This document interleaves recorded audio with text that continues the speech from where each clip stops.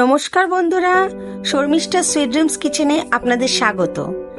আজ আমি একটা নতুন ধরনের রেসিপি নিয়ে আপনাদের কাছে চলে এসেছি।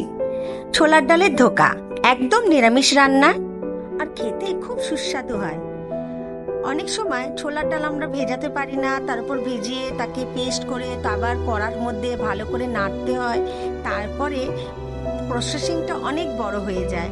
তাই খুব সহজে কিভাবে রান্না করতে হয় আমি সেটাই দেখিয়ে দেবো এই রেসিপিতে।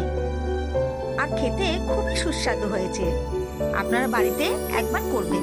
আমি প্রথমে কড়ার মধ্যে হাফ চামচ হিং দিলাম, গোটা জিরে দিয়েছি হাফ চামচ, আর দিয়েছি আদা বাটা, তারপরে দিয়ে দিলাম কাঁচা লঙ্কা বাটা, এরপর দিয়ে দিলাম লঙ্কার গুঁড়ো, হলুদ গুঁড়ো, ধনে গুঁড়ো সবই হাফ চামচ করে আমি দিয়েছি, আর তার মধ্যে দিয়ে দিলাম হাফ চামচ গরম মশলা।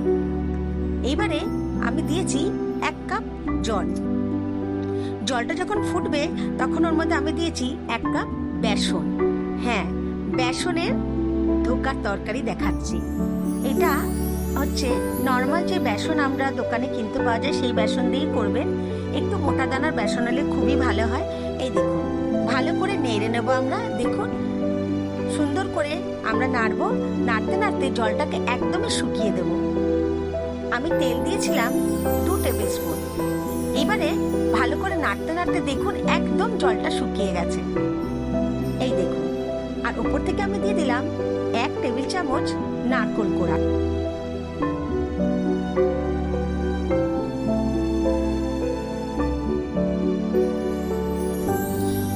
এই দেখুন কি সুন্দরভাবে শুকিয়ে গেছে। দেখুন একদম যেরকম আপনারা ডাল বেটে কড়ার মধ্যে নাড়েন ঠিক সেই পজিশনে চলে এসেছে।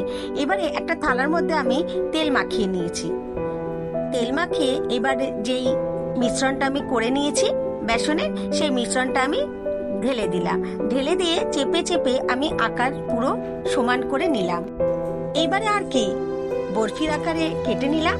ধোকা তো বরফির মতন হয় তাই না, তাই বরফির মতন করে কেটে নিলাম। এই দেখুন একদম লাগছে না যেরকম আমরা ছোলার ডাল বেটে করি ঠিক সেরকম।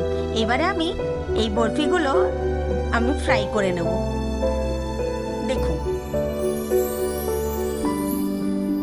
খুব লাল লাল করে ভাজবো না, একদম হালকা ব্রাউন কালার হবে, ঠিক সেরকম হলেই আমি তুলে নেব। বন্ধুরা খুব সুন্দর কিন্তু খেতে হয় বেসন দিয়ে, কিন্তু বুঝবেনই না এটা ছোলার ডালের বাটা দিয়ে করা নয়। এই দেখুন কি সুন্দর দেখতে হয়েছে না। এইবারে আমি এরকম করে সব বেসনের বরফিগুলো ভেজে নেব। এই দেখুন সব ভাজা হয়ে গেল আমার। এবারে গ্রেভি তৈরি করব। একদম নিরামিষভাবেই গ্রেভিটা করব। আপনারা পেঁয়াজ আদা রসুন দিয়েও করতে পারেন। আমি কড়াইতে 3 টেবিল স্পুন তেল দিয়েছি, তার মধ্যে হিং, গোটা গরম মশলা, তেজপাতা ফোড়ন দিয়ে টমেটো দিয়েছি, আদা বাটা দিয়েছি, আর দিয়েছি লঙ্কার গুঁড়ো, কাশ্মীরি লঙ্কার গুঁড়ো, হলুদ গুঁড়ো, ধনে গুঁড়ো, আর সামান্য একটু জিরে গুঁড়ো। ভালো করে আমি গ্রেভিটা তৈরি করে নিয়েছি। এবার দিয়ে দিলাম স্বাদ মতো নুন, আর একটু চিনি দেবেন, তাহলে স্বাদটা আরো বেড়ে যাবে।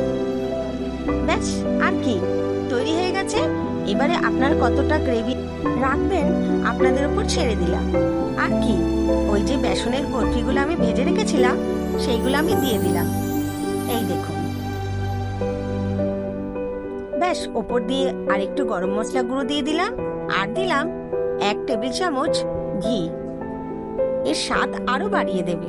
দেখুন আমার তৈরি হয়ে গেছে বেসন দিয়ে বাট ধোকা, যেটা আমরা ছোলার ডাল দিয়ে করি। খুব সহজ পদ্ধতিতে বন্ধুরা আমি করিয়ে দেখিয়ে দিলাম। ছোলার ডালের ডালনা আপনারা অবশ্যই করবেন। বেসন দিয়ে করেছেন কি ছোলার ডাল দিয়ে করেছেন কেউ বুঝবে না বন্ধুরা। আর রেসিপিটা ইনস্ট্যান্ট, তাই না বন্ধুরা?